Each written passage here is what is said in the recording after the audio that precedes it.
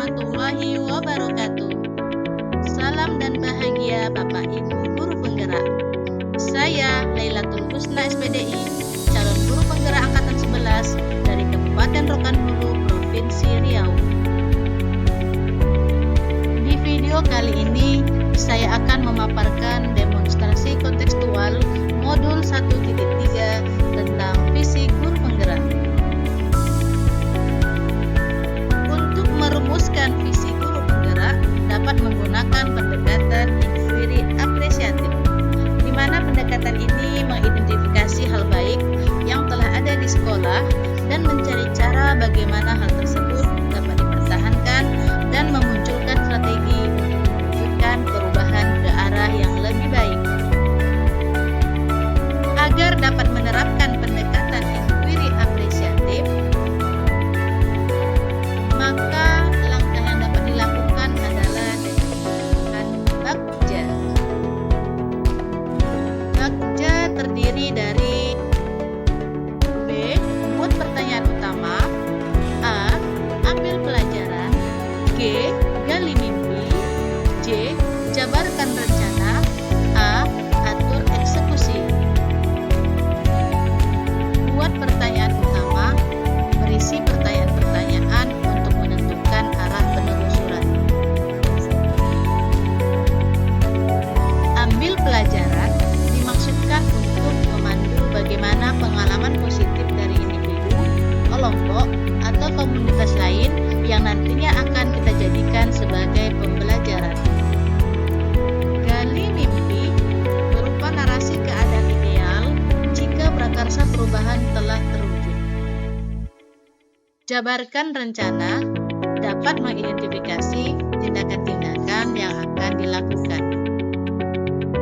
Atur eksekusi dapat membantu transformasi rencana menjadi nyata. Berikut ini visi guru penggerak yang saya buat adalah terwujudnya generasi yang cerdas, berakhlak, dan berkarakter profil pelajar Pancasila. Untuk mewujudkan visi saya tersebut, maka saya membuat prakarsa perubahan, yaitu mewujudkan pembelajaran berpihak pada murid di kelas.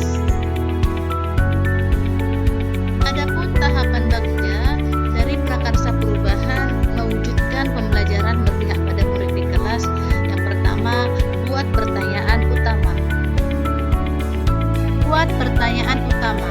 Pertanyaannya adalah, mengapa kita perlu mewujudkan pembelajaran berpihak pada murid di kelas?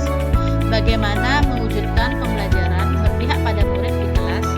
Adapun tindakan penyelidikannya, yang pertama berkolaborasi dengan rekan, murid, guru, dan pimpinan soal pembelajaran berpihak pada murid di sekolah dengan dukungan dan urgensinya. Kemudian melakukan asesmen awal untuk mengetahui gaya belajar murid.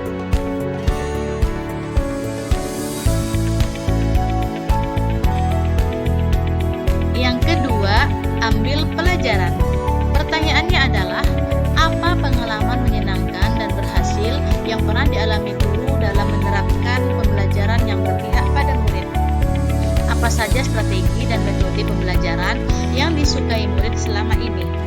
Bagaimana cara penerapan pembelajaran yang berpihak pada murid yang berhasil dilakukan selama ini?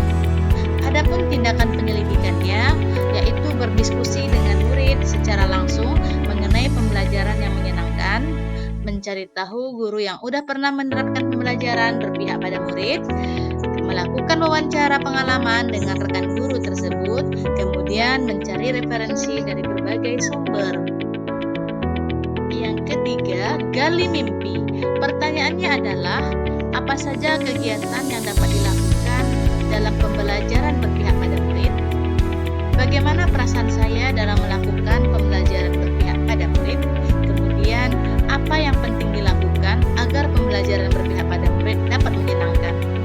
Adapun tindakan penyelidikannya yaitu menanyakan pendapat setiap murid tentang harapan mereka terkait proses pembelajaran, kemudian membuat desain pembelajaran berpihak pada murid yang menarik, nyaman, dan menyenangkan. Yang keempat, jabarkan rencana. Pertanyaannya, apa langkah-langkah untuk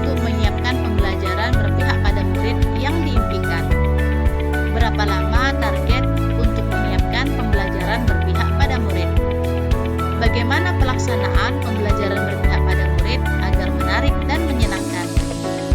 Apa hal pertama yang dapat dilakukan untuk mewujudkan pembelajaran yang berpihak pada murid?